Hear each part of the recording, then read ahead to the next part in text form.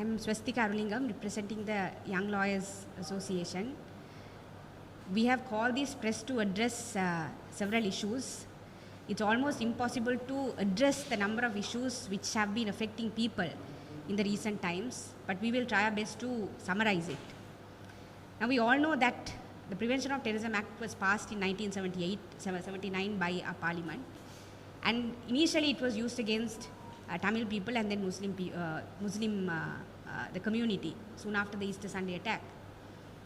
But recently, we all know that 3 students from the IUSF were arrested under the Prevention of Terrorism Act, and Vasantha Mudalige, the convener of IUSF, is still kept under this Prevention of Terrorism Act, and he has been in prison for over 160 days. 160 days is not a short time, but if we want to politically and legally think about this, Vasantha Mudalige was arrested under the Prevention of Terrorism Act because he was one of the leading figures of the peaceful and democratic struggle which overthrew the last president, which people elected through a presidential election. So that president went home and we got a new president. So essentially, the new president is the current president because of this peaceful democratic struggle.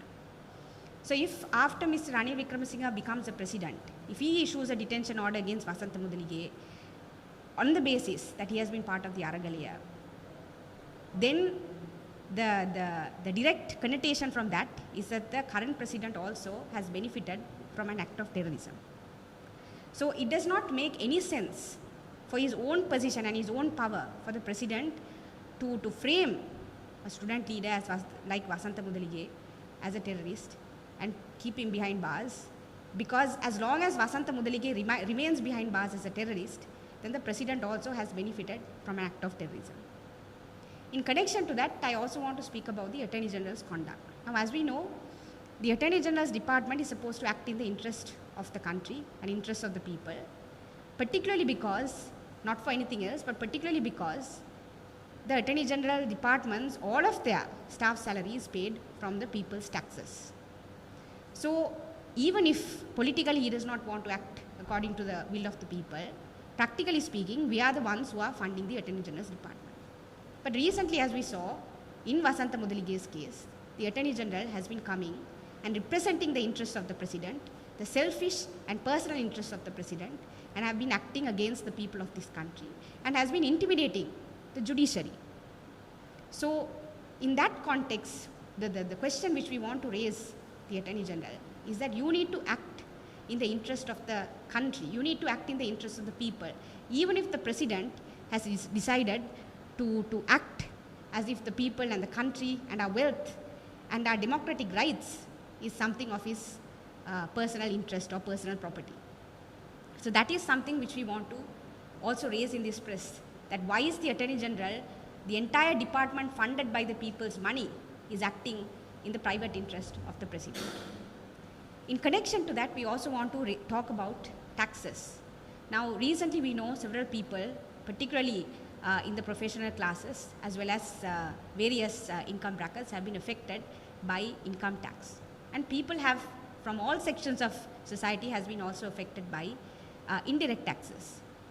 And people have been protesting against this, and rightfully so, because why are people paying taxes if the government, the political sector, as well as the business sector, the export and income sector, have not shown any good faith in what they want to do out of people's tax monies? If you look at the last budget, the largest allocation in the budget goes to defense.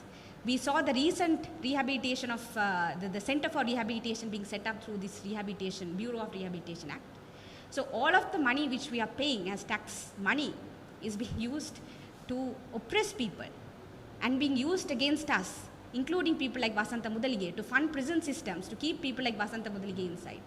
So given the mala fides in which the government has been acting, why do you think people will come and pay income tax? So if you want people to act in the, if you want people to accept that they have to pay a certain percentage of income tax, if you want people to think of the larger good of the country, and if you want people to tighten their seat belts, then the political elite as well as the business elite of this country also should act in the national interest.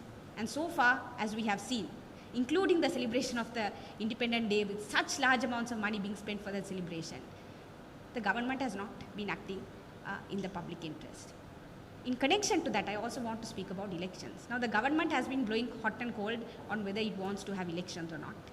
And recently, yesterday, one of the commissioners tendered a resignation. So what is the message which the state is giving to the people when you have an election coming up? When one day there's a news saying that on 9th of March we have an election, and the next day there's a election commissioner resigning. What is the message which the government is sending to the people? The government is saying that we are scared of the people.